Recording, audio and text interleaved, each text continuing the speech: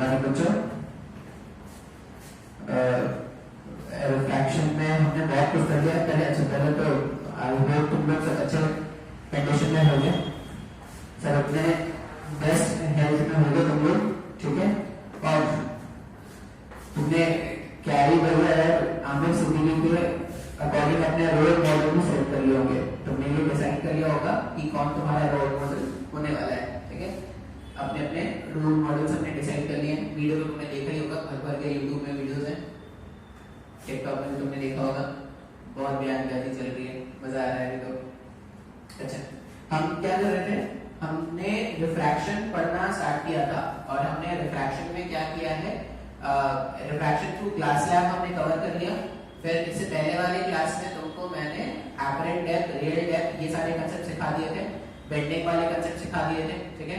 अच्छा, apparent depth, real depth, और उसमें एक और टर्म आया था जिसको हमने क्या बोला, नॉर्मल शिफ्ट। अभी नॉर्मल शिफ्ट कॉम्पिटिटिव एग्जाम के पॉइंट ऑफ व्यू से बहुत ज्यादा इंपॉर्टेंट होता है। डेरिवेशंस जो मैंने कराए हैं वो तुम्हारे काम के नहीं है। अगर तुमको लगता है डेरिवेशन, देखो अभी क्लास 10 के हिसाब से अगर सोचोगे तो डेरिवेशन काम के नहीं है, नहीं तो क्लास 12 में ये इंपॉर्टेंट क्वेश्चन होता है, ये जो डेरिवेशन है नॉर्मल शिफ्ट का। लेकिन फॉर्मूला तुमको याद रखना है, फॉर्मूला जो नॉर्मल शिफ्ट का है वो तुमको याद रखना है, ठीक है। अच्छा, आज क्या करेंगे, अभी तक हम क्या कर रहे थे, हम रिफ्रैक्शन पढ़ रहे थे रेक्टेंगुलर स्लैब के लिए। रेक्टेंगुलर स्लैब में या हमने दो ऐसे सरफेसेस पे रिफ्रैक्शन देखा था ना, जैसे देखो अगर मैं बोलूं कि रेक्टेंगुलर ग्लास स्लैब है तो पहला रिफ्रैक्टिंग सरफेस ऐसा था, दूसरा रिफ्रैक्टिंग सरफेस ऐसा था, इस तरह का था क्या। तो ये दोनों रिफ्रैक्टिंग सरफेसेस पैरेलल में रखे हुए थे ना, या हमने जब एपरेंट डेप्थ और रियल डेप्थ का कांसेप्ट भी सीखा था तभी ये जो रिफ्रैक्टिंग सरफेस था वो ऐसे पैरेलल रखा हुआ था। अच्छा, अब क्या करने वाले हैं, कुछ ऐसा कांसेप्ट सीखने वाले हैं जिसमें ये जो रिफ्रैक्टिंग सरफेसेस होंगे वो क्या होंगे, कुछ एंगल पे इंक्लाइंड होंगे। बात समझ में आ रहा है। अब रिफ्रैक्टिंग सरफेसेस कुछ एंगल पे इंक्लाइंड है, मतलब एक रिफ्रैक्टिंग सरफेस ऐसा मान लो, दूसरा रिफ्रैक्टिंग सरफेस ऐसा मान लो। अब ये दोनों रिफ्रैक्टिंग सरफेसेस जो हैं वो कुछ एंगल पे इंक्लाइंड है क्या। अब ये इस तरह के रिफ्रैक्टिंग सरफेस को ही हमने क्या किया है, प्रिज्म नाम के कांसेप्ट से इंट्रोड्यूस किया है। तो बेसिकली अगर मैं क्लास 10 के हिसाब से बताऊं तो हम क्या करने वाले हैं, प्रिज्म के बारे में बात करने वाले हैं। या अगर हायर लेवल के हिसाब से सोचोगे तो हम क्या करने वाले हैं, दो ऐसे रिफ्रैक्टिंग सरफेसेस के बारे में बात करने वाले हैं जो कुछ एंगल पे इंक्लाइन है। अच्छा, अभी अगर तुम ये एक हमारे मन में एक मेंटालिटी होती है कि रिफ्रैक्टिंग सरफेसेस अगर मेरे को इंक्लाइन ऐसे मेरे को इंक्लाइन रिफ्रैक्टिंग सरफेसेस कराना है तो वो प्रिज्म से ही पॉसिबल है। प्रिज्म सिर्फ एक केस है, अगर मैं आपको बताऊं ना तो प्रिज्म क्या है, सिर्फ एक केस है। हमने क्या बोला कि एक रिफ्रैक्टिंग सरफेस ऐसा होने वाला है और दूसरा रिफ्रैक्टिंग सरफेस क्या है, इस तरह से होने वाला है। ये दो रिफ्रैक्टिंग सरफेसेस हैं, ये दो रिफ्रैक्टिंग सरफेसेस हैं और ये इनके बीच का एंगल है। इस तरह के कांसेप्ट को हम क्या करने वाले हैं, पढ़ने वाले हैं। बात समझ में आ रहा है। इसको हम क्या बोलते हैं, ये प्रिज्म नाम से हमने अपने स्कूल के लाइब्रेरी, स्कूल के फिजिक्स लैब में या कहीं पे भी देखा होगा। बहुत ही कॉमन सा इक्विपमेंट है, तो कोई भारी भरकम इक्विपमेंट नहीं है, तो हम इसको क्या बोलते हैं, प्रिज्म। इस तरह का जो सरफेस है। अच्छा, अब प्रिज्म का जो एक्चुअल कांसेप्ट है ना, मान लो मैं बोल रहा हूं कि मेरे पास एक ग्लास लैब है, ध्यान से समझना इस कांसेप्ट को। अगर मैं बोल रहा हूं कि मेरे पास एक ग्लास लैब है, अगर मैंने इंसिडेंट रे ऐसा भेजा था तो ये यहाँ पे रिफ्रैक्ट होकर यहाँ पे आएगा। इसी इंसिडेंट रे को मान लो अगर मैं ऐसा भेजता इस तरह से, तो जब ये इंसिडेंट रे यहाँ पे आएगा तो देखो ये दोनों रिफ्रैक्टिंग सरफेसेस जो है वो कुछ एंगल पे है क्या, 90 डिग्री पे है ना। तो इस तरह के कांसेप्ट को ही हम क्या बोलते हैं, प्रिज्म। लेकिन हमारे सिलेबस में हम क्या करेंगे, इन सब के बारे में बात नहीं करेंगे, हम सिर्फ इस तरह के प्रिज्म में बात करेंगे। क्लास 10 के हिसाब से अगर मैं बताऊं तो प्रिज्म का मतलब यही समझना कि दो रेक्टेंगुलर प्लेट्स हैं, दो रेक्टेंगुलर रिफ्रैक्टिंग प्लेट्स हैं जो कुछ एंगल पे रखे हुए हैं, इसको हम क्या बोलेंगे, प्रिज्म। एक्चुअल में प्रिज्म का मतलब है कि जब भी दो रिफ्रैक्टिंग सरफेसेस कुछ एंगल पे रखे हुए हैं तो वो हो जाएगा प्रिज्म। जैसे इस केस में ये जब कांसेप्ट ऐसा रे इंसिडेंट होके जब ऐसा आ रहा है तो इसको हमने किस कांसेप्ट के नाम से पढ़ा था, ग्लास स्लैब के नाम से। लेकिन यही रे जब यहाँ पे आता हिट करता, ऐसे मूव करता, तो ये क्या हो जाता, प्रिज्म नाम का कांसेप्ट हो जाता है। बात समझ में आ रहा है। तो अपने के लिए प्रिज्म याद क्या रखना है, अगर मैं बोलूं कि प्रिज्म, ठीक है, अगर मैं बोलूं कि प्रिज्म, इसका मतलब होगा कि दो ऐसे रिफ्रैक्टिंग सरफेसेस के बारे में बात करेंगे जो कुछ एंगल पे इंक्लाइंड है। बात समझ में आ रहा है क्या? तो हम स्टार्ट करते हैं रिफ्रैक्शन थ्रू प्रिज्म। टॉपिक क्या है? Refraction through prism.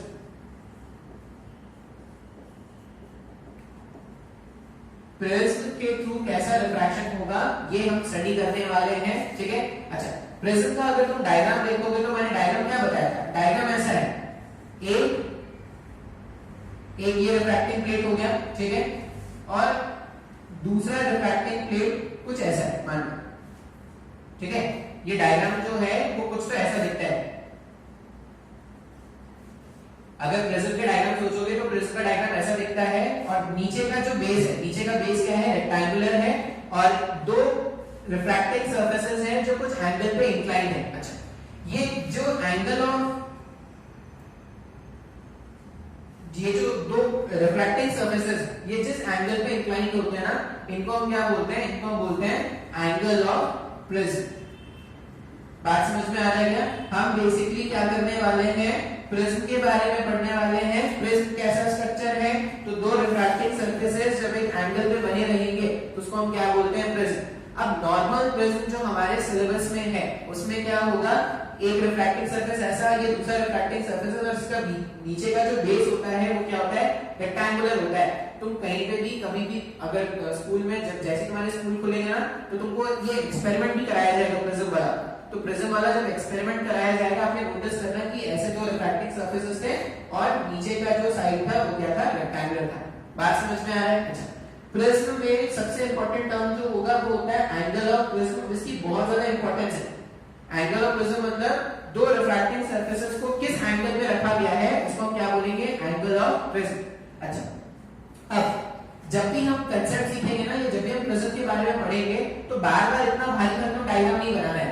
हम बार-बार डायग्राम का क्या करेंगे? फ्रंट व्यू बनाएंगे। फ्रंट व्यू मतलब अगर सामने से देखा होता, अगर सामने से देखा होता तो ये ट्रायंगल के जैसा दिखता है।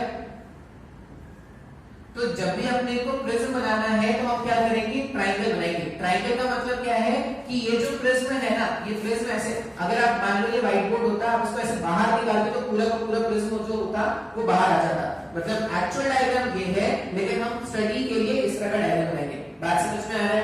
हाँ या ना? मतलब ये पूरे रिफ्रैक्टिंग सरफेस को और ये पूरे रिफ्रैक्टिंग सरफेसेस को बस एक स्ट्रेट लाइन से दिखाने वाले हैं। क्यों? क्योंकि हम उस प्रिज्म का फ्रंट व्यू बनाने वाले हैं।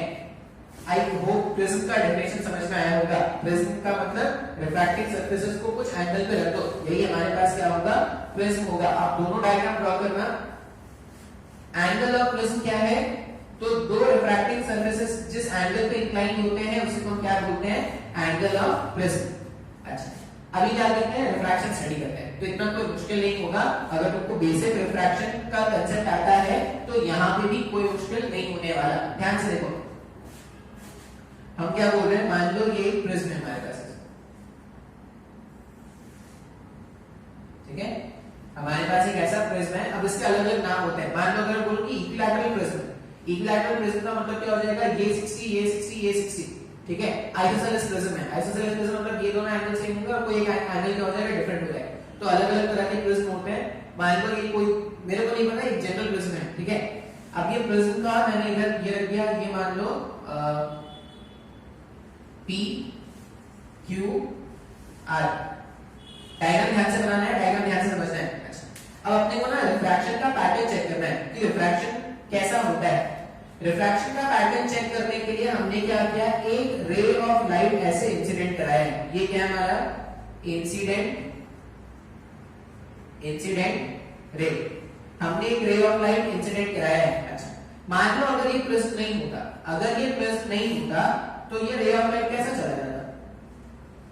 ऐसा स्ट्रेट चला जाता क्या? अगर ये प्रिज्म नहीं होता तो रे ऑफ लाइट क्या करता? सीधा सीधा ऐसा चला जाता। बात समझ में आ रहा है? अच्छा, अब जैसे ही ये रे ऑफ लाइट इस वाले पॉइंट पे पहुंचेगा, मान लो इस वाले पॉइंट का नाम है M, जैसे ही प्रिज्म या जैसे ही इंसिडेंट रे इस वाले पॉइंट पे पहुंचेगा, मीडियम चेंज हो रहा है क्या? अगर मीडियम चेंज हो रहा है तो रिफ्रैक्शन होगा। अच्छा, अब रिफ्रैक्शन होगा, इसका मतलब क्या है, रिफ्रैक्शन का पैटर्न ड्रॉ करने के लिए जिस भी पॉइंट पे लाइट हिट किया होगा वहां पे अपने को नॉर्मल ड्रॉ करना पड़ेगा क्या। तो सबसे पहला काम क्या करेंगे, हम यहाँ पे नॉर्मल बनाएंगे। नॉर्मल किस पे, तो ये मेरा रिफ्रैक्टिंग सरफेस है ना, इस पॉइंट पे हिट हो रहा है, तो जो रिफ्रैक्टिंग सरफेस है उस पे क्या करो, एक परपेंडिकुलर ड्रॉप कर दो,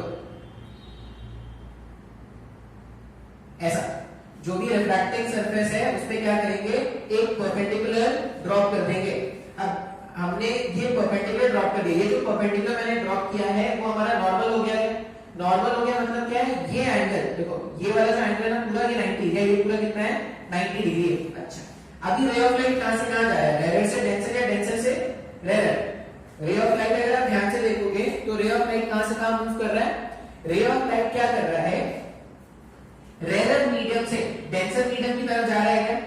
ये प्रिज्म जो होगा वो जनरली ग्लास का बना होता है, तो अगर ये ग्लास का बना हुआ है तो रे ऑफ लाइट क्या करने वाला है, रेयर मीडियम से डेंसर मीडियम जाएगा। इसका मतलब इसकी टेंडेंसी नॉर्मल की तरफ बेंड होने की हो जाएगी क्या। तो अगर ये मीडियम चेंज नहीं होता तो लाइट ऐसे चला जाता, because of the medium change अब ये क्या करेगा, नॉर्मल की तरफ बेंड हो जाएगा, मतलब ऐसा कुछ हो जाएगा, हाँ या ना। तो पहली बार जब रिफ्रैक्शन हुआ तो ये मेरा क्या हो गया, ये मेरा रिफ्रैक्टेड रे हो गया, ये मेरा इंसिडेंट रे। अच्छा, यहाँ पे हम कुछ एंगल्स बना देते हैं, ये इंसिडेंट रे और ये नॉर्मल, इसका मतलब ये जो एंगल है वो एंगल ऑफ इंसिडेंस होगा। ये हमारे पास नॉर्मल, अच्छा ये नॉर्मल था और हमारे पास ये क्या है, ये रिफ्रैक्टेड रे है, तो ये एंगल ऑफ रिफ्रैक्शन हो गया। मैं इसको भी R1 लिख रहा हूं क्योंकि दो बार रिफ्रैक्शन होगा, मैंने इसको क्या लिख दिया अभी R1। अच्छा, ये कौन सा, ये डॉटेड से मैंने जो बनाया है ना, डॉटेड से जो मैंने बनाया है वो एक्चुअल रे है, ठीक है, इसकी भी इंपॉर्टेंस है। अच्छा, फिर यहां से यहां मूव करने पे लाइट में कोई डिविएशन नहीं होगा, लेकिन जैसे ही लाइट इस पॉइंट पे पहुंचेगा, जैसे ही लाइट इस पॉइंट पे पहुंचेगा फिर से क्या होगा, फिर से मीडियम चेंज हो रहा है। अब रे ऑफ लाइट क्या कर रहा है, डेंसर मीडियम से रेयर मीडियम जा रहा है। फिर से हमको अगर रिफ्रैक्शन का पैटर्न चेक करना होगा तो हम क्या करेंगे, इसमें नॉर्मल प्लॉट करेंगे। जब आप नॉर्मल प्लॉट करोगे तो मान लो मैंने इस तरह से क्या कर दिया, एक नॉर्मल ऐसे बना दिया। अब अगर ये नॉर्मल है, हम क्या कर रहे हैं, डेंसर से रेयर की तरफ जा रहे हैं, तो अवे फ्रॉम द नॉर्मल जाना है। अवे फ्रॉम द नॉर्मल जाना, तो पहले ऐसे तो चल ही रहा था, अगर ये मीडियम चेंज होता ऐसे तो चला ही जाता ना। अवे फ्रॉम द नॉर्मल भेजना है, इसका मतलब ये कुछ ऐसा चला जाएगा। बात समझ में आ रहा है। अच्छा, अब ये इंसिडेंट रे हो गया और इसको क्या बोलते हैं, इसको बोलते हैं इमर्जेंट रे। फाइनली प्रिज्म से जो रे आता है उसको हम क्या बोलते हैं, इमर्जेंट रे।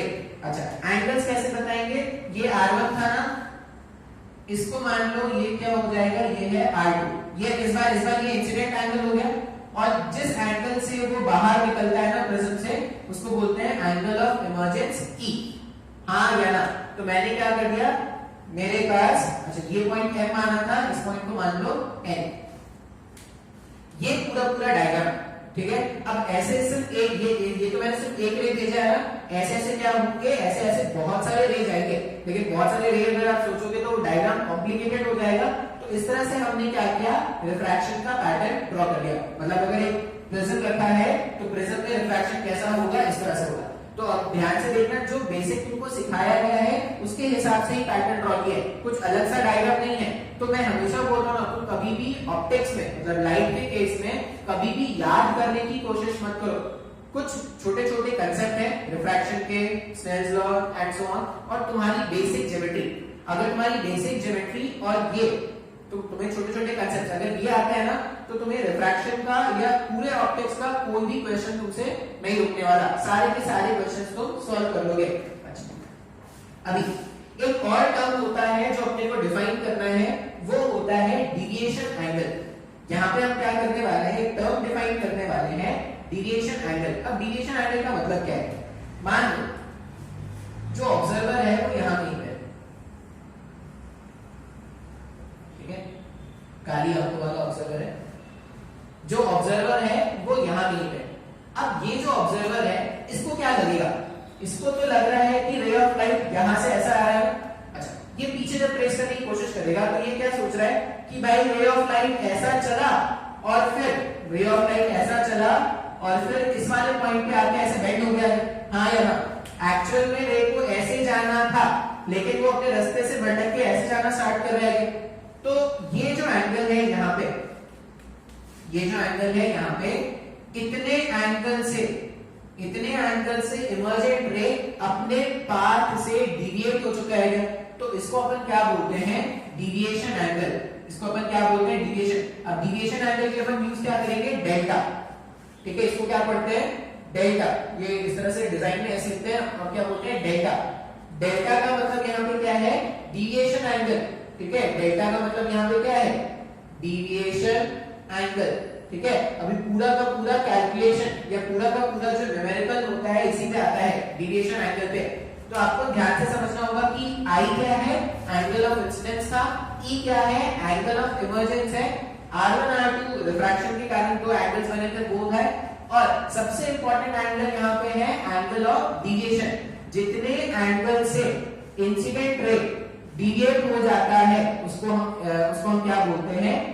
डिविएशन एंगल, जिसको रिप्रेजेंट करेंगे डेल्टा से।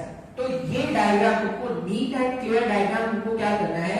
अपने कॉपी में ड्रॉ करना है। ठीक है, जो भी तुम्हारी बुक होगी जहां पे तुम ये नोट करते हो उसमें नीट एंड क्लीन डायग्राम इस तरह से आपको ड्रॉ करना है। बात समझ में आ रहा है क्या? अच्छा, अब एक बार जब तुमने ये ड्रॉ कर लिया तो हम क्या करेंगे? यहाँ पे कुछ फॉर्मूलाज डिराइव करने वाले हैं। फिर से मैं बोलूंगा, डेरिवेशन तुम्हारे काम का नहीं होगा, लेकिन डेरिवेशन के बाद जो रिजल्ट आएगा वो तुम्हारे काम का है। उससे तुम्हारे स्कूल के एग्जाम में और कॉम्पिटिटिव एग्जाम्स में, एनटीएससी में और जो ओलंपियाड वगैरह होता है उसमें क्वेश्चंस पूछे जाएंगे। बात समझ में आ रहा है क्या? डेरिवेशन अगर तुमको समझ में आ रहा है तो ठीक है, अच्छी बात है। नहीं समझ में आ रहा है तो अपन क्या करेंगे? सिर्फ फाइनल रिजल्ट पे फोकस करेंगे कि फाइनल रिजल्ट क्या है। बात समझ में आया क्या? जब भी तुम स्कूल की पढ़ोगे ना तो मैं देखो ये सब लिख लिया करना। जब भी मैं बताता हूँ कि कौन सा डेरिवेशन तुम्हारे काम का है, कौन सा डेरिवेशन तुम्हारे काम का नहीं है, मैं हमेशा मेंशन कर दिया करूंगा। तो उसको जब तुम कॉपी में लिखोगे तो मेंशन कर लेना कि this derivation is not meant for school syllabus. वो स्कूल के सिलेबस के लिए डेरिवेशन नहीं है। बात समझ में आ रहा है क्या? ये डायग्राम स्कूल के सिलेबस के लिए है। ठीक है, तो डायग्राम जरूर ड्रॉ करेंगे।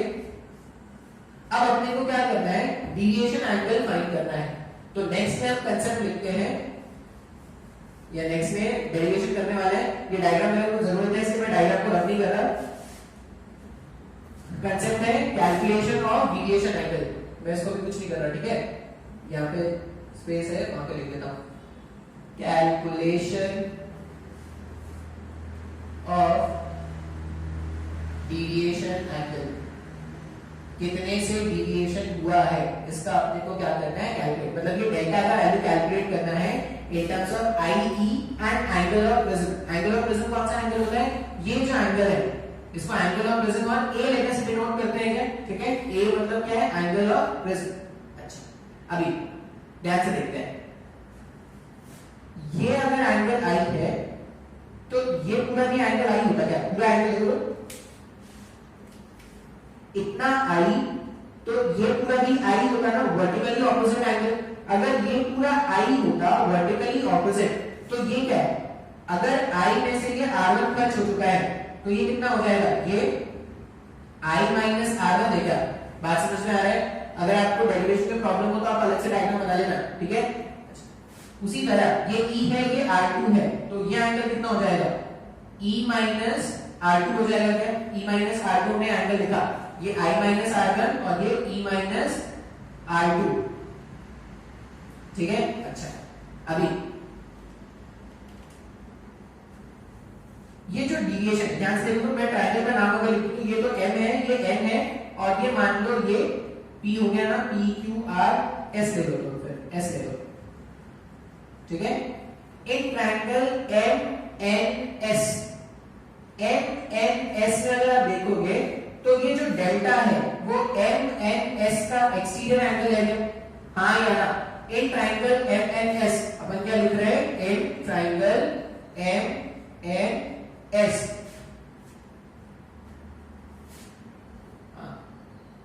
MS पार्टी का नाम है MNS।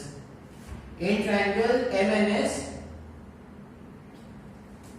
डेल्टा जो है वो एक्सटीरियर एंगल है, और एक्सटीरियर एंगल की प्रॉपर्टी क्या होती है? सम ऑफ इंटीरियर ऑपोजिट एंगल्स ही तो एक्सटीरियर एंगल की इक्वल होता है ना, तो यहां से क्या लिख सकते हैं, डेल्टा जो है वो I minus R1 plus E minus R2 है क्या, तो डिविएशन कितना बन रहा है, डिविएशन बन रहा है I plus E minus R1 plus R2।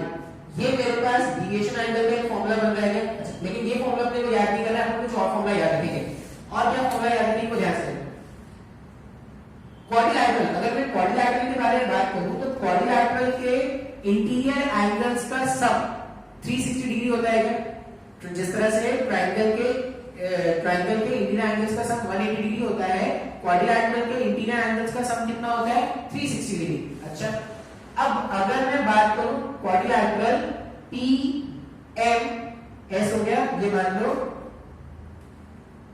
PQRST मान लो इसको T। मैं कौन से क्वाड्रिलैटरल के बारे में बात कर रहा हूं, एक क्वाड्रिलैटरल PMTN, क्वाड्रिलैटरल PMTN जो क्वाड्रिलैटरल है, ध्यान से देखना, ठीक है, मैं लिखूंगा नहीं, आपको ध्यान से देखना है। ये एंगल PMTN, ये एंगल 90 डिग्री है क्या, क्योंकि ये इसमें नॉर्मल था, और ये एंगल भी 90 डिग्री है। अगर ये 90 है, ये 90 है, मतलब एंगल A प्लस ये एंगल, इन दोनों का सम कितना हो जाएगा, 180 डिग्री हो जाएगा। तो अगर मैं लिखूं, ऊपर से रब कर देना, ऊपर का काम नहीं, आप स्क्रीन पॉज करके लिख लेना। अगर मैं लिखूं तो यहां पे कितना आ जाएगा हमारे पास, angle of prism A, angle of prism A plus ये angle MTN plus angle MTN, ये 180 डिग्री होना चाहिए क्या, sum property of quadrilateral, sum property of quadrilateral से मैं ऐसा माइंड किया। अच्छा, फिर देखो in triangle MTN, in triangle MTN R1 plus R2 plus ये एंगल वापस से 180 डिग्री है क्या, तो अपन क्या लिख सकते हैं, R1 plus R2 plus angle MTN, ये 180 डिग्री है क्या, इक्वेशन 1 और इक्वेशन 2 ध्यान से देखो, MTN इधर भी है, MTN इधर भी है, 180 इधर भी है, 180 भी इधर भी है, इसका मतलब एंगल A और R1 प्लस R2 का वैल्यू सेम होगा क्या, इक्वेशन 1 और इक्वेशन 2 का आप जैसे ही कंपेयर करोगे तो एंगल A जो है वो R1 प्लस R2 के इक्वल आ गया क्या, अगर angle of prism R1 plus R2 के इक्वल आ रहा है, ठीक है, ये हमेशा हर केस में हो जाएगा, ये एंगल और ये एंगल का जो सम होगा वो हमेशा एंगल ऑफ प्रिज्म के बराबर आ जाएगा। बात समझ में आ रहा है, अगर ये हमेशा वैलिड होगा तो जो डिविएशन है, डिविएशन का फॉर्मूला हम जो याद रखेंगे वो क्या होता है, deviation equals to I plus E minus A, ये फॉर्मूला आपने को क्या करना है, याद रखना है, ठीक है। जब भी आपसे कोई पूछे कि find the value of deviation, तो डिविएशन का वैल्यू जानने के लिए आपको एंगल ऑफ इंसिडेंस पता होना चाहिए, एंगल ऑफ इमर्जेंस पता होना चाहिए और प्रिज्म एंगल पता होना चाहिए। अगर आपको ये तीन वैल्यू पता है तो आप क्या कर सकते हो, डिविएशन एंगल का वैल्यू कैलकुलेट कर सकते हो, ठीक है। स्कूल सिलेबस में इतना तक पूछ सकते हैं, फिर भी डेरिवेशन नहीं पूछते, ये डिविएशन के फॉर्मूला तक आप जान सकते हो। बात समझ में आ रहा है, तो स्कूल के सिलेबस के हिसाब से अपने को इतना जानना है। और फिर से अगर तुम डेरिवेशन भी सोचोगे ना, तो डेरिवेशन इतना कोई मुश्किल नहीं था, तो अगर कोई बहुत ज्यादा मुश्किल डेरिवेशन होता तो मैं खुद नहीं बताता आपको। डेरिवेशन ऐसा है जो अपने बेसिक्स, भाई देखो ज्योमेट्री मैंने यूज किया है, क्वाड्रिलैटरल तुमने पढ़ा होगा, ट्रायंगल तुमने पढ़ा है, तो सारे वही कंसेप्ट दिए गए हैं जो आपने पढ़ा है, उसको ही यूज करके हमने क्या कर दिया, डिविएशन का फॉर्मूला फाइंड कर लिया है। तो ये डिविएशन का फॉर्मूला क्या करना है, आपको नोट करना है, ठीक है। डिविएशन का फॉर्मूला नोट कर लिया। अच्छा, अब क्या करेंगे, अब जो हम बातें करेंगे वो सीबीएसई के पॉइंट ऑफ व्यू से नहीं है, अब जो बातें करेंगे वो कॉम्पिटिटिव एग्जाम्स हैं, या ऐसा समझ लो कि अच्छे लेवल ऑफ क्वेश्चंस के लिए है। तो अगर आपको लगता है कि नहीं सर मैं तो अच्छे, मैं एनटीएससी का, मैं ओलंपियाड का, मैं तो एग्जाम ही नहीं दूंगा, तो ठीक है भाई, तुम आगे का लेक्चर नहीं देखना चाहते हो तो नहीं देखो, लेकिन स्कूल के सिलेबस के हिसाब से नहीं जानना है। इससे आगे जो बताऊंगा वो स्कूल के नहीं, ठीक है। फिर स्कूल का सिलेबस कब आएगा, जब डिस्पर्शन वगैरह बनाना स्टार्ट करो तब वो स्कूल के सिलेबस के लिए आएगा।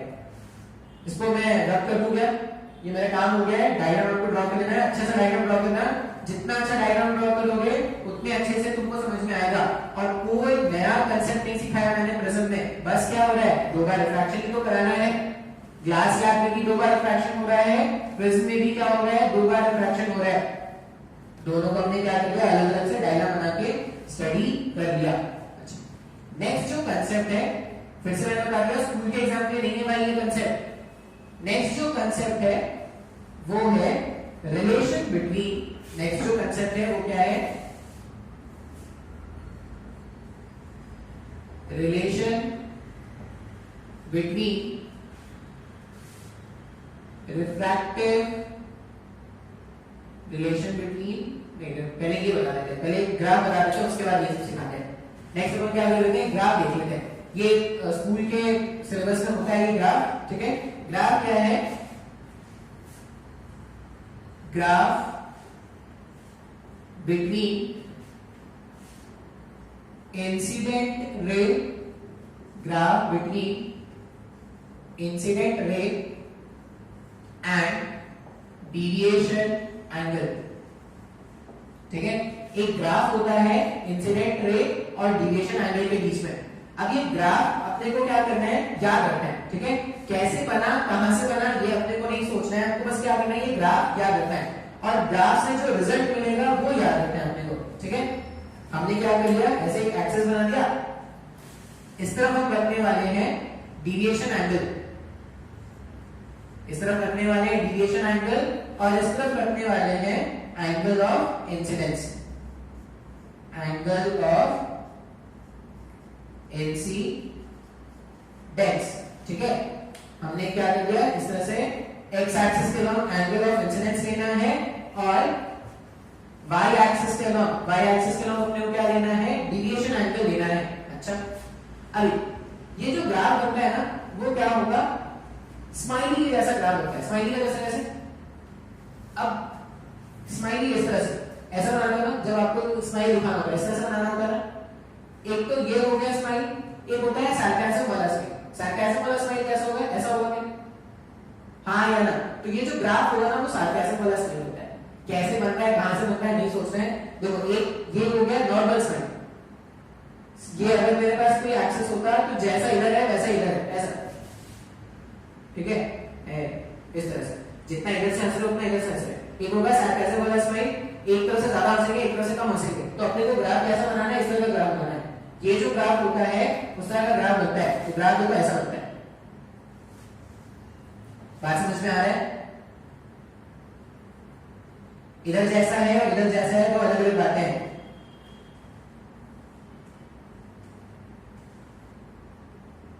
ठीक है। अच्छा, अभी ये सबसे पहले अपन ने क्या कर दिया, ग्राफ बना लिया और ऐसा बनाना है। डिफरेंस देखना है ना, डिफरेंस देखना चाहिए, बहुत जरूरी है डिफरेंस देखना। हाँ ये देखा है, इस तरह से ग्राफ बनाना है देखो, ठीक है। ग्राफ बना लिया। अब यहाँ पे अपने को नोटिस क्या करना है, अगर आप ग्राफ को ध्यान से देखोगे ना, ग्राफ को ध्यान से अगर देखा जाए तो किसी भी एंगल ऑफ डेविएशन के लिए, किसी भी एंगल ऑफ डेविएशन के लिए ग्राफ को दो बार कट किया जा रहा है। जैसे देखो एक यहाँ पे और एक यहाँ पे, किसी भी एंगल ऑफ डेविएशन के लिए ग्राफ को अपन दो बार कट कर रहे हैं। ग्राफ को दो बार कट कर रहे हैं तो ये दो पॉइंट्स क्या हैं, इसमें जो पहला पॉइंट कट होगा, इसमें जो पहला पॉइंट कट होता है वो होता है एंगल ऑफ इंसिडेंस और ये जो दूसरा पॉइंट कट होता है वो होता है एंगल ऑफ इमर्जेंस। बात समझ में आ रहा है क्या? तो सबसे पहला पॉइंट जो अपने को याद रखना है, इसमें ये ग्राफ याद रखना है और इसमें जो सबसे पहला पॉइंट याद रखना है, for any deviation, the graph is intersected, at 2 points, ठीक है। किसी भी डिविएशन एंगल के लिए ग्राफ दो बार कट किया गया है, ठीक है। अब दो बार कट किया जाएगा तो उसमें एक होगा एंगल ऑफ इंसिडेंस और दूसरा होगा एंगल ऑफ इमर्जेंस। इसका ये मतलब है ना, इसको अगर आप ऐसा समझोगे कि मान लो एंगल ऑफ, इसका एग्जांपल समझ लो कि मान लो अगर एंगल ऑफ इंसिडेंस है 30 डिग्री, ऐसा मान रहे हैं सर, जरूरी होगा इसकी कोई गारंटी नहीं है, और एंगल ऑफ इमर्जेंस है 60 डिग्री, तो कुछ डिविएशन एंगल मिलेगा क्या? एंगल ऑफ प्रेजेंस से अपन क्या करेंगे, कुछ डिविएशन एंगल कैलकुलेट कर लेंगे। अच्छा, इसी का उल्टा अगर ऐसा होता ना कि अगर एंगल ऑफ इंसिडेंस 60 डिग्री है तो इस केस में एंगल ऑफ इमर्जेंस कितना आ जाता? एंगल ऑफ इमर्जेंस 30 डिग्री आ जाता। बात समझ में आ रहा है क्या? तो अगर एंगल ऑफ इंसिडेंस 30 है तो जो डिविएशन क्रिएट होगा वही एंगल ऑफ इमर्जेंस 60 डिग्री होगा। सर मेरे को नहीं समझ आया, फॉर्मूला क्या है? फॉर्मूला ये था ना I प्लस ई माइनस ए। अभी I और E का वैल्यू इंटरचेंज हो गया ना सर, तो अगर I और E का वैल्यू इंटरचेंज हो जाएगा तब भी डिविएशन का वैल्यू सेम रहेगा ना। बात समझ में आ रहा है? तो पहला अपने को पॉइंट जो याद रखना है कि जो ग्राफ है वो किसी भी डिविएशन पे 2 बार कट हो रहा है। अब अगर 2 बार कट हो रहा है इसका ये मतलब है कि अगर पहली बार जो एंगल ऑफ इंसिडेंस है, पहली बार जो एंगल ऑफ इंसिडेंस है उसके करस्पॉन्डिंग जो एंगल ऑफ इमर्जेंस आएगा, जैसे एंगल ऑफ इंसिडेंस 30 था, उसके करस्पॉन्डिंग जो एंगल ऑफ इमर्जेंस आया, उसके करस्पॉन्डिंग जो एंगल ऑफ इमर्जेंस आया वो 60 है, कुछ डिविएशन मिला हुआ है। अगर तुम एंगल्स को इंटरचेंज कर दोगे, मतलब अगर तुमने अब एंगल ऑफ इंसिडेंस 60 रख दिया तो एंगल ऑफ इमर्जेंस कितना बन जाएगा? 30 का बन जाएगा और डिविएशन अभी भी वही आएगा। बात समझ में आ रहा है क्या? तो ये पहला पॉइंट है जो अपने को याद रखना है कि किसी भी डिविएशन के 2 एंगल ऑफ इंसिडेंस हो सकते हैं। इसी को मैं क्या लिख सकता हूं, ऐसा लिख सकता हूं क्या? किसी भी डिविएशन एंगल के, किसी भी डिविएशन एंगल के 2 angle of incidence, 2 angle of incidence हो सकते हैं। ठीक है, अपन क्या कर सकते हैं, इसमें से याद रख सकते हैं किसी भी एंगल ऑफ डिविएशन के 2 एंगल ऑफ इंसिडेंस हो सकते हैं। तो ये मैंने क्या किया, 2 पॉइंट्स आपको लिखा गया। एक और इंपॉर्टेंट पॉइंट है जो अपने को याद रखना है, और इंपॉर्टेंट पॉइंट क्या है, ये सबसे ज्यादा इंपॉर्टेंट होगा जो हम बताएंगे। तो अगर देखोगे तो ये जो ग्राफ मैंने बनाया है उसका मिनिमम एक पॉइंट पे आ रहा है, ये डिविएशन का सबसे मिनिमम वैल्यू क्या है, क्योंकि इससे नीचे डिविएशन नहीं हो रहा है। ये जो पॉइंट है उस पॉइंट पे क्या हो रहा है, डिविएशन का वैल्यू सबसे कम हो गया है, तो ये डिविएशन मिनिमम का पॉइंट हो गया। अच्छा, डिविएशन मिनिमम पे अगर आप देखोगे तो ये क्या करेगा, सिर्फ एक पॉइंट पे कट करेगा। इसका मतलब जब डिविएशन मिनिमम होना है तो एंगल ऑफ इंसिडेंस और एंगल ऑफ इमर्जेंस सेम हो जाएगा क्या? ये सबसे ज्यादा इंपॉर्टेंट अपने को याद रखना है। For minimum angle of incidence, for minimum angle of incidence angle I equals to angle E, ये कंडीशन है और ये बहुत इंपॉर्टेंट रिजल्ट है। मिनिमम डिविएशन कब आता है, जब एंगल ऑफ इंसिडेंस और एंगल ऑफ डिविएशन क्या हो जाता है, सेम हो जाता है। तो डिविएशन मिनिमम, डिविएशन मिनिमम को अपन ऐसे लिख सकते हैं क्या, देखो आई और ई का वैल्यू सेम है ना, तो आई प्लस ई को क्या लिख सकते हैं, 2 टाइम्स ऑफ आई माइनस ए, या तो ऐसा लिख लो, या डिविएशन मिनिमम क्या होता है 2 टाइम्स ऑफ ई माइनस ए, ये डिविएशन मिनिमम हो गया। उसी तरह एक और वैल्यू आप याद रखो, ये सब अभी तो मुश्किल होगा समझना, आपको ये सारी बातें क्या करनी, ग्राफ के हेल्प से एनालाइज करके रख लेना है। ठीक है, ग्राफ क्या क्या बता रहा है, ग्राफ सबसे पहले तो ग्राफ कैसे बनता है वो समझ लो। ग्राफ क्या करना है, सार्काज्म वाला स्माइल रखना है। ठीक है, वैसे नहीं कि खुशी वाला स्माइल ऐसा रखिए, इस तरह से नहीं, आपको स्माइल ऐसे रखना है, सार्काज्म वाला, एक तरफ ज्यादा स्माइल कर रहे हो, एक तरफ कम स्माइल कर रहे हो। ये ग्राफ बना लिया। फिर हमने क्या देखा कि ग्राफ जो है वो किसी भी डिविएशन को 2 बार कट कर रहा है। ग्राफ अगर किसी भी डिविएशन को 2 बार कट कर रहा है, इसका मतलब 2 एंगल ऑफ इंसिडेंस के लिए डिविएशन का वैल्यू सेम आएगा क्या, ये अपने को याद रखना है। तीसरा पॉइंट जो हम याद रखने वाले हैं वो ये याद रखने वाले हैं कि जब डिविएशन मिनिमम होगा तो एंगल ऑफ इंसिडेंस और एंगल ऑफ इमर्जेंस सेम हो जाएगा। अब एंगल ऑफ इंसिडेंस और एंगल ऑफ इमर्जेंस अगर सेम हो गया है, इसका मतलब ये होगा कि डिविएशन मिनिमम के टाइम पर कंडीशन क्या है, angle of emergence is same as angle of incidence. बात समझ में आ रहा है? अच्छा, उसी तरह एक और कांसेप्ट आप याद करके रख लेना, for maximum deviation. Maximum deviation कब आता है, for maximum incidence is 90 degree. For maximum deviation, angle of incidence is 90 degree. अच्छा, अब ध्यान से देखो, ग्लास स्लैब के केस में एंगल ऑफ इंसिडेंस और एंगल ऑफ इमर्जेंस सेम आया था क्या? हाँ या ना? सेम आ रहा था। कोई कंडीशन होता था क्या वहां पे कि सिर्फ इसी कंडीशन में सेम होगा? नहीं, तुम कैसा भी एंगल ऑफ इंसिडेंस रखो, एंगल ऑफ इमर्जेंस का वैल्यू वही आ जाता है। बताया था क्या? ग्लास स्लैब यहीं पे डिफर कर जाता है। ग्लास स्लैब सॉरी प्रिज्म जो है वो यहीं पे डिफरेंट हो जाता है। कैसे? प्रिज्म के केस में एंगल ऑफ इंसिडेंस और एंगल ऑफ इमर्जेंस के वैल्यूज अलग अलग आएंगे। सिर्फ एक ऐसा केस है जिसमें एंगल ऑफ इंसिडेंस और एंगल ऑफ इमर्जेंस सेम हो जाता है, और वो केस क्या है? वो केस है मिनिमम डेविएशन का case.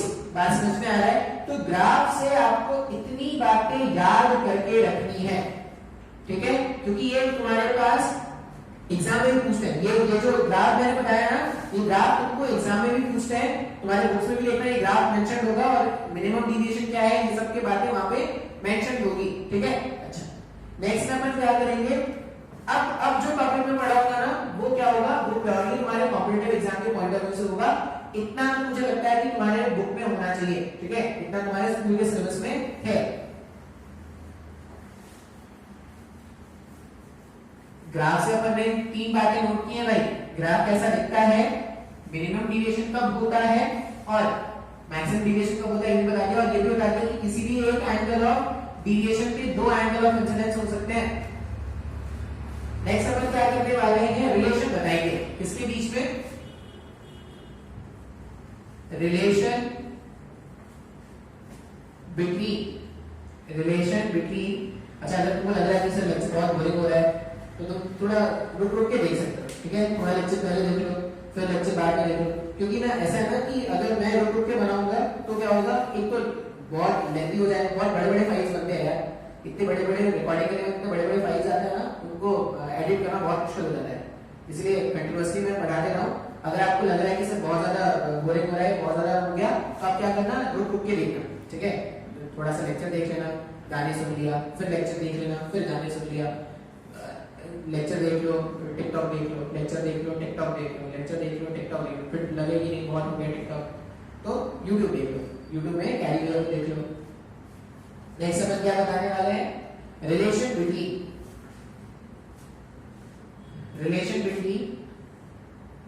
Refractive index, relation between refractive index and deviation angle,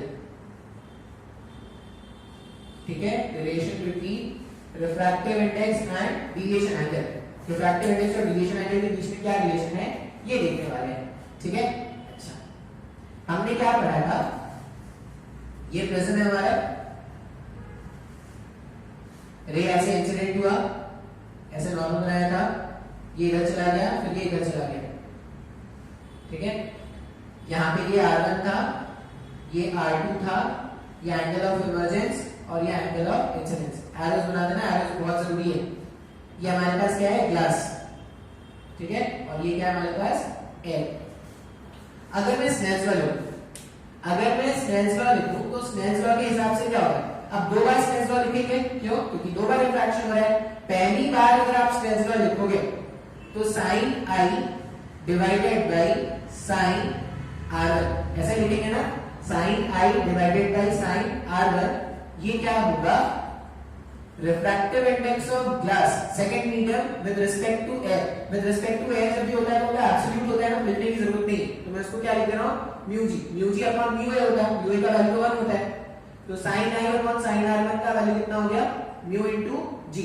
अच्छा, उसी तरह अगर मैं सेकंड बार रिफ्रैक्शन के लिए स्नेल्स लॉ लिखूं तो सेकंड बार क्या हो जाएगा? sin R2 divided by sin E, sin R2 divided by sin E। Second medium of air है क्या, तो यहां पे क्या होगा? Refractive index of air with respect to glass, refractive index of air with respect to glass. इसको जब मैं सिंपलीफाई करूंगा तो ये 1 divided by mu into g हो जाएगा। क्या बात समझ में आ रहा है? 1 डिवाइडेड बाय म्यू इनटू जी लिख सकते हैं ऐसा। तो हमने क्या किया? आई, R1, E और R2 इसके टर्म्स में रिफ्रैक्टिव इंडेक्स हमने क्या किया, ऐसा लिख दिया है। अच्छा, अभी आगे अपने को डिराइव करना है।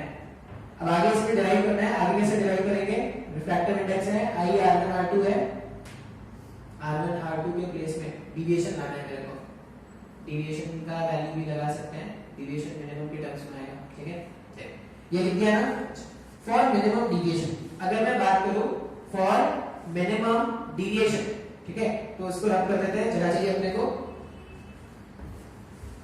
मिनिमम डिविएशन का केस क्या था? For minimum deviation angle of incidence और एंगल ऑफ इमर्जेंस सेम हो जाएगा क्या? अब अगर तुम ध्यान से सोचोगे ना, तो अगर एंगल ऑफ इंसिडेंस और एंगल ऑफ इमर्जेंस सेम है तो R1 और R2 का वैल्यू भी सेम हो जाएंगे। बात समझ में आ रहा है क्या? स्नेल्स लॉ के हिसाब से R1 और R2 का वैल्यू भी क्या हो जाएगा, सेम हो जाएगा। तो for minimum deviation angle of incidence is equal to angle of emergence, that implies R1 equals to R2। लिख सकते हैं क्या ऐसा? अच्छा, अब अगर R1 इक्वल्स टू R2 लिख सकते हैं तो मेरे पास जो रिलेशन था, मेरे पास रिलेशन क्या आया था स्नेल्स लॉ से? ऐसा कुछ आया था क्या? sin I upon sin R1, ऐसा कुछ आया था ना? sin I upon sin R1 equals to refractive index of glass. आया था नहीं आया था ऐसा रिलेशन? सबसे पहला रिलेशन तो यही लिखा था। अच्छा, मैं I का वैल्यू, अच्छा मेरे को डिविएशन का क्या रिजल्ट पता है? हम जानते हैं कि I डिविएशन मिनिमम जो होगा, डिविएशन मिनिमम जो होगा वो 2i माइनस 1 होगा क्या? समय को ये कुछ भी नहीं समझ में आ रहा है। डिविएशन मिनिमम का ये फॉर्मूला आया था क्या? अगर ये डिविएशन मिनिमम का फॉर्मूला है तो यहां से i का वैल्यू ऐसा लिख सकते हैं क्या? Deviation minimum plus a divided by 2। ये मेरे पास एंगल ऑफ इंसिडेंस हो गया ना, इसको मैं रफ में लिख रहा हूं। ठीक है, तो यहां पे अगर मैं sin i का वैल्यू लिखूं, i का मतलब क्या है? i का मतलब है deviation minimum plus a divided by 2 divided by sin R1। अब देखो R1 को कैसे लिख सकते हैं? R1 प्लस R2 क्या था? R1 plus R2 angle of prism के बराबर था क्या? तो 2 टाइम्स ऑफ R1 जो होगा वो a हो जाएगा ना फॉर मिनिमम डिविएशन।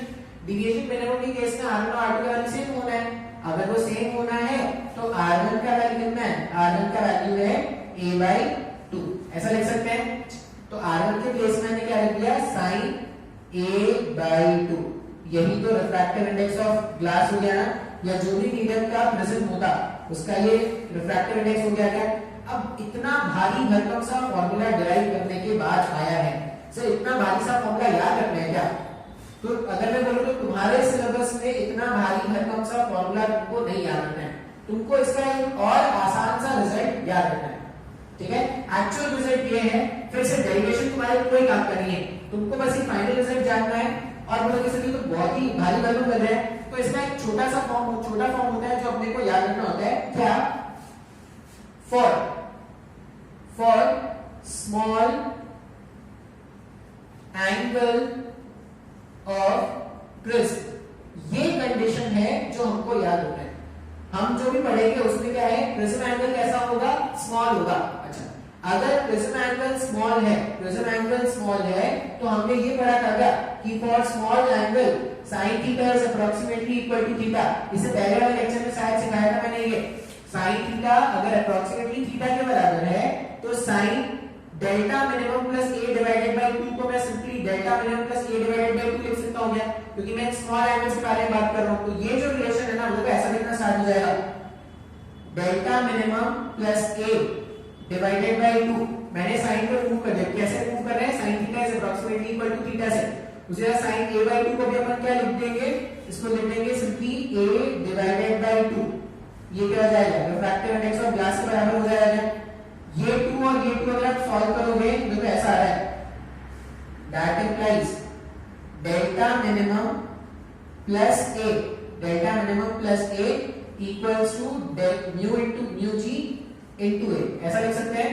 और जो डेल्टा मिनिमम का फॉर्मूला होगा वो ये याद रखना है, delta minimum equals to a common बाहर निकाल दो म्यू g माइनस 1। अब अगर ग्लास का प्रिज्म है तो म्यू जी लिख देना, वाटर का प्रिज्म है तो म्यू डब्ल्यू लिख देना, या किसी और मीडियम का प्रिज्म है तो ऐसा लिख देना। बात समझ में आ रहा है क्या?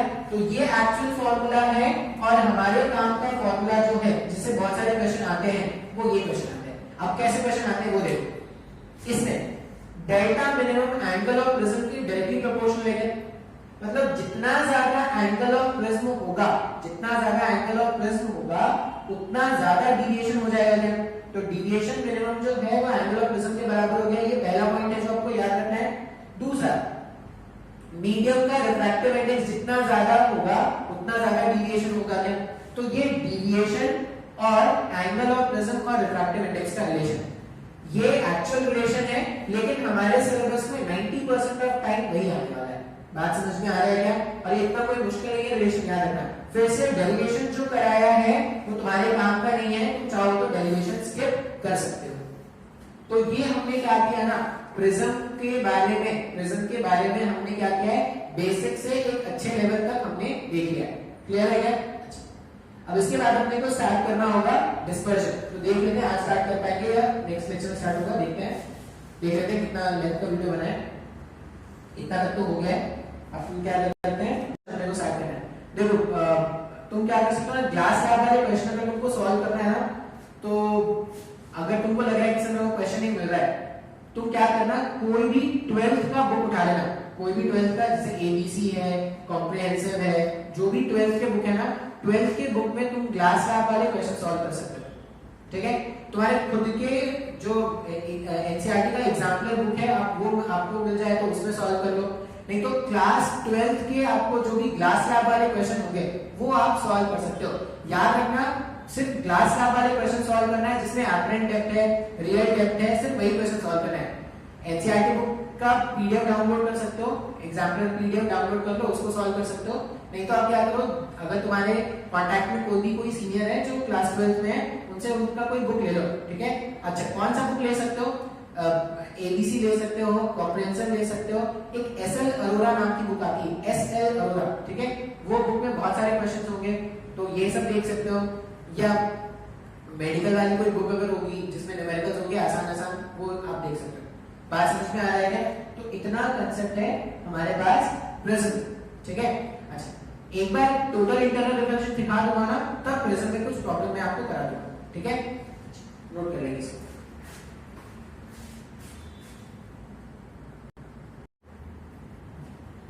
थोड़ा बहुत ना डिस्पर्शन के बारे में बता देते हैं। ठीक है, थोड़ा बहुत डिस्पर्शन के बारे में बता देते हैं। तुमने डिस्पर्शन तो पहले भी सुना हुआ होगा, रेनबो फॉर्मेशन आजकल खूब चलता है यूट्यूब में, रेनबो। ठीक है, बहुत ज्यादा यूज हो रहा है रेनबो फॉर्मेशन देखते हैं। ये एक्चुअल में रेनबो कैसे बनता है, किसी के कुछ करने से रेनबो नहीं बनता, एक्चुअल में रेनबो कैसे बनता है वो देखते हैं। अब रेनबो फॉर्मेशन के लिए क्या कर रहे हैं, फिर से एक प्रिज्म ले लो।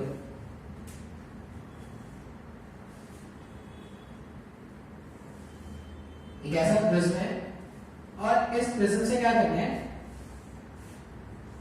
व्हाइट लाइट भेजना है। व्हाइट लाइट मतलब नॉर्मल जो सनलाइट होता है वो भेजना है। नॉर्मल सनलाइट व्हाइट लाइट जो होगा वो अपन क्या कर रहे हैं, भेज रहे हैं। अच्छा, अब एक साइंटिस्ट है, बहुत बड़े मैथमेटिशियन थे, मतलब अगर तुम इनकेस तुम अगर बीटेक करोगे, ठीक है, तो इनके बारे में तुम पढ़ोगे, यूलर कॉशी। ठीक है, इनका नाम क्या था, यूलर कॉशी। ठीक है, इनका नाम था यूलर कॉशी। अब इनका नाम ऐसे यूलर कॉशी था, वो साउथ वाले से किसी पढ़ोगे ना, वो बोलेंगे काउची, यूलर काउची। तो मेरे बीटेक में एक टीचर थे साउथ के, यूलर काउची इक्वेशन ऐसे बोलते थे। एक्चुअल नाम क्या है, कॉशी।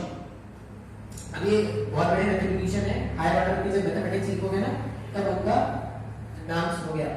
ठीक है, अभी यूलर कॉशी ने क्या बोला था, उन्होंने एक रिलेशन बताया था। रिलेशन कैसा बताया था कि रिफ्रैक्टिव इंडेक्स जो है, ठीक है, अलग अलग लाइट के लिए रिफ्रैक्टिव इंडेक्स का वैल्यू अलग अलग होता है। कैसे, उन्होंने ऐसा बोला था, बहुत इंपॉर्टेंट रिजल्ट है, अलग अलग लाइट का रिफ्रैक्टिव इंडेक्स क्या होता है, अलग अलग होता है। ठीक है, उन्होंने रिलेशन दिया था, mu equals to some constant a plus b upon lambda square plus c upon lambda to the power 4 and so on. अब इतना भारी भरकम फॉर्मूला अपने को नहीं याद रखना है, अपने को याद क्या रखना है कि म्यू जो है वो इनवर्सली प्रोपोर्शनल है लैम्डा के। अपने को ये याद रखना है। अभी लैम्डा क्या है, तो लैम्डा है वेवलेंथ, ठीक है। अब थोड़ा बहुत भी अगर आपको वेव पता होगा तो आप जानते होंगे वेवलेंथ क्या है, और अगर नहीं पता तो क्या करेंगे, याद रखेंगे, ठीक है। याद रख लेंगे वेवलेंथ। क्या याद रखेंगे कि लैम्डा, लैम्डा किसके लिए है, वेवलेंथ के लिए। Wavelength for red colour is approximately 7000 angstrom. Wavelength for red is approximately 7000 angstrom and wavelength for violet is approximately 4000 angstrom। और ये जो व्हाइट कलर है ना, व्हाइट कलर ऐसे स्प्लिट होता है विबग्योर में वायलेट से लेकर रेड कलर तक वो क्या होता है, स्प्लिट होता है। अब यूलर-कॉची रिलेशन जो है ये क्यों बता रहे हैं, क्योंकि हमने ये देखा कि म्यू जो है वो लैम्डा के इनवर्सली प्रोपोर्शनल है। और अभी हमने जस्ट एक रिलेशन देखा था, अभी हमने जस्ट एक रिलेशन देखा था। रिलेशन क्या आया था, डिविएशन का रिलेशन आया था। अलग अलग डिविएशन का फॉर्मूला क्या आया था, डिविएशन ए म्यू माइनस 1, ऐसा कुछ आया था क्या डिविएशन का फॉर्मूला, आया था। अभी ध्यान से देखना, अगर मैं बोल रहा हूं कि वेवलेंथ जो है, अगर वेवलेंथ मतलब लैम्डा, अगर लैम्डा इंक्रीज कर रहा है, ध्यान से देखना, अगर लैम्डा इंक्रीज कर रहा है, इनवर्स रिलेशन होने का मतलब जो रिफ्रैक्टिव इंडेक्स होगा, रिफ्रैक्टिव इंडेक्स कम हो गया है। रिफ्रैक्टिव इंडेक्स कम होने का मतलब, रिफ्रैक्टिव इंडेक्स कम होने का मतलब डिविएशन कम हो जाएगा, हाँ या ना। इसका मतलब जिसका वेवलेंथ सबसे ज्यादा उसका डिविएशन सबसे कम होगा।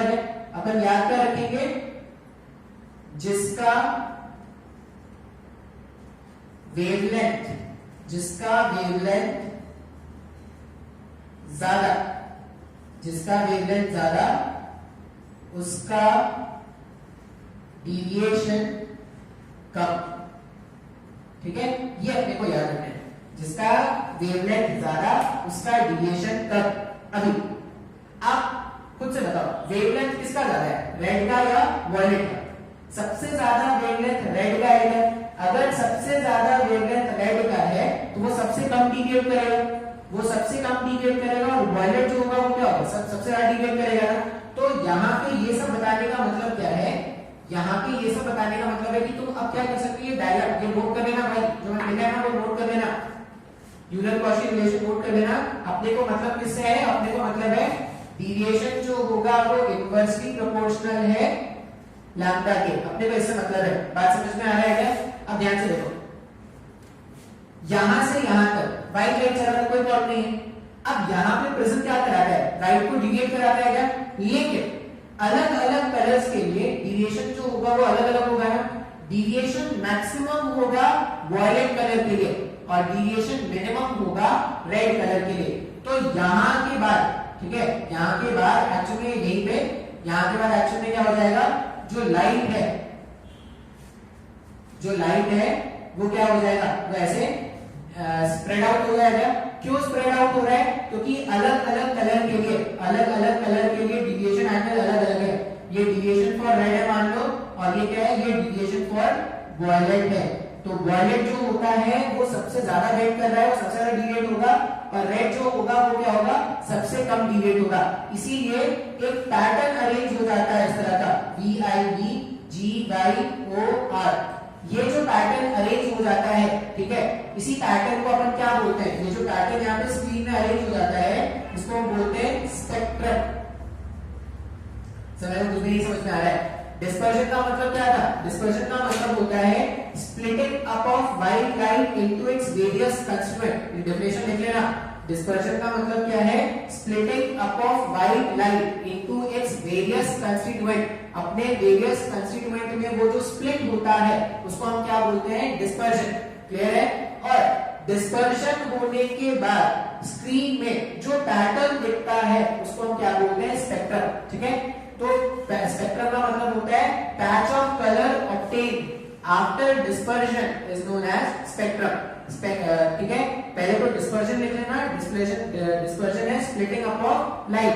दूसरा क्या लिख लोगे, अच्छा ये डायग्राम बना लेना और कुछ नोट लिख लेना। यहाँ पे पहला नोट क्या लिख लोगे, पहला नोट लिख लोगे डिस्पर्शन का डेफिनेशन। तो डिस्पर्शन क्या है, splitting up of white light, ठीक है, splitting up of white light into its various constituent, ये हो गया हमारे पास डिस्पर्जन।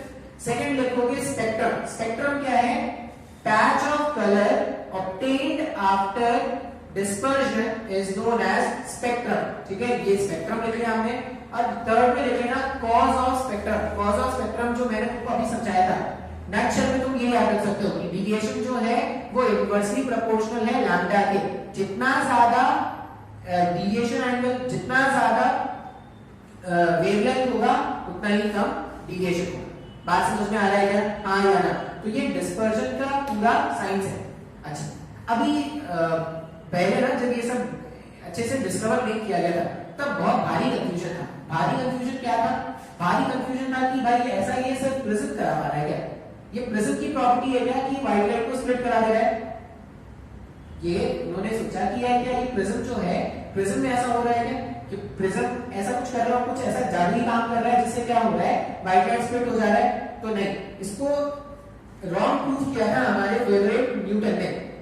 न्यूटन ने क्या किया था? इस मिसकंसेप्शन को रॉन्ग प्रूफ किया था कि ये जो कंस्टिट्यूएंट कलर्स आ रहे हैं वो प्रिज्म के कारण आ रहे हैं। उन्होंने क्या किया था? एक एक्सपेरिमेंट किया था, न्यूटन का एक्सपेरिमेंट। ऐसा कोई स्कूल में एग्जाम वगैरह में नहीं पूछते, लेकिन ये एक्सपेरिमेंट किया था। एक्सपेरिमेंट क्या है? उन्होंने क्या किया? एक प्रिज्म ऐसा ले लिया और एक सिमिलर प्रिज्म ले लिया जस्ट ऐसा उल्टा। ठीक है, उन्होंने क्या किया? दो एक जैसे प्रिज्म ले लिए, एक को सीधा रखा गया है और एक को क्या किया गया? इन्वर्ट करके रखा गया है। अब एक्सपेरिमेंट में क्या देखा उन्होंने कि ये आया, व्हाइट लाइट आया, व्हाइट लाइट जैसे ही यहां पे आएगा वो क्या हो जाएगा? स्प्लिट हो जाएगा। व्हाइट लाइट स्प्लिट हो गया। अब जब ये व्हाइट लाइट बाहर निकलेगा तो वो क्या होगा? एक सिंगल लाइट बन के निकलेगा। बात समझ में आ रहा है क्या?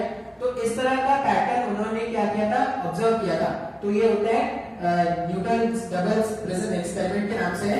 तो इस एक्सपेरिमेंट के बाद पता चल गया कि अगर प्रिज्म के कारण डिस्पर्जन हो रहा होता तो यहाँ पे भी तो स्प्लिटिंग होना चाहिए था। अगर प्रिज्म के कारण डिस्पर्जन हो रहा होता तो यहाँ पे भी स्प्लिटिंग होना चाहिए था, यहाँ पे भी स्प्लिटिंग होना चाहिए था। अब यहाँ पे स्प्लिटिंग हुआ नहीं, ये तो उल्टा कंबाइन होकर चला गया। इसका ये मतलब है कि प्रिज्म जो है, प्रिज्म कोई स्प्लिटिंग नहीं करा रहा है। स्प्लिटिंग क्यों हो रहा है? क्योंकि अलग अलग डिफरेंस ऑफ डिविएशन एंगल है, इसलिए स्प्लिटिंग हो रहा है। बात समझ में आ रहा है क्या? तो इतना हम क्या करते हैं आज के लेक्चर में रहने देते हैं। अभी डिस्पर्जन मतलब इसमें अगर तुम सोचोगे तो डिस्पर्सिव पावर होता है, एंगल ऑफ मीन डिविएशन, ये सब अलग अलग वैल्यूज होते हैं। उतना डिटेल अपने को नहीं जरूरत है। ठीक है, जितना मैंने डिस्पर्जन बताया उतना तुम क्या करोगे? नोट करोगे। अच्छा, नेक्स्ट वाले लेक्चर में अपन क्या करेंगे? टोटल इंटरनल रिफ्लेक्शन सीखेंगे। तो वहां पे आपको कुछ न्यूमेरिकल्स मैं इसमें करा दूंगा। इसमें अच्छे अच्छे न्यूमेरिकल्स होंगे, री डायग्राम कंप्लीट करने वाले न्यूमेरिकल्स होंगे। तो आज वाला लेक्चर ध्यान से देखना। फिर नेक्स्ट वाले लेक्चर में टीआईआर करेंगे। टीआईआर खत्म हो जाएगा तो टीआईआर के बाद रिफ्रैक्शन थ्रू स्फेरिकल सरफेसेस, जिसमें अपन लेंसेज के बारे में बात करेंगे। फिर फाइनली आई और चैप्टर खत्म। कुछ नेचुरल फिनोमेना बीच में आएंगे, जैसे twinkling of star, why do planet do not twinkle, ये सब अपना अपन अलग से बता देंगे। क्लियर है? तो इतने ही